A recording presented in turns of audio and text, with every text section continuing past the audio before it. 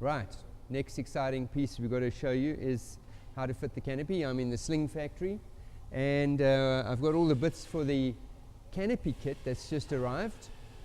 We've unpacked it, checked the stock, we've got everything. Got a low table here to work on, and as usual, good lighting, etc. So to fit the canopy properly, the first thing we've got to do is fit the instrument panel, and to fit this guy.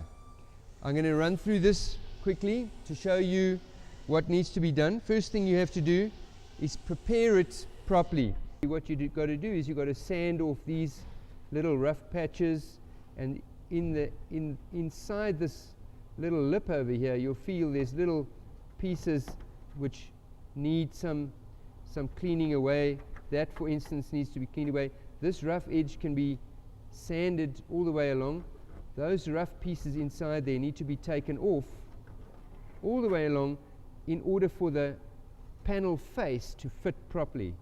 You then take the panel face which you've received, you fit the panel face inside here, drill the holes through for where the little screws, the mounting screws, get fitted, and fit riv nuts all the way around, the M4 riv nuts. I think there's about 12 riv nuts in total. So you've now fitted the panel face inside the instrument panel. The next thing you do is you drill the holes in this round section here and in this round section here to fit the air vents, these guys. So they fit in there and in there.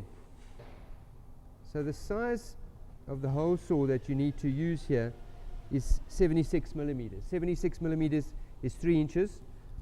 You very carefully mark out the center for the hole saw, drill a hole, and then cut, using the hole saw, cut the hole so that you can put this guy in place over there. Next thing you do, you drill the hole here. The fuel selector valve gets fitted in this area. So what you do, you should do a fuel selector valve complete fitment with all the holes drilled and so on, so that you don't have to start drilling after this panel has been painted. When you paint this front instrument panel, do not paint this piece here.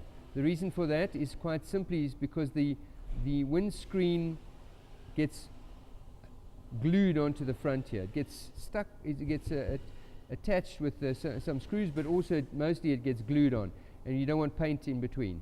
Then once it's painted, we mount it in the airframe.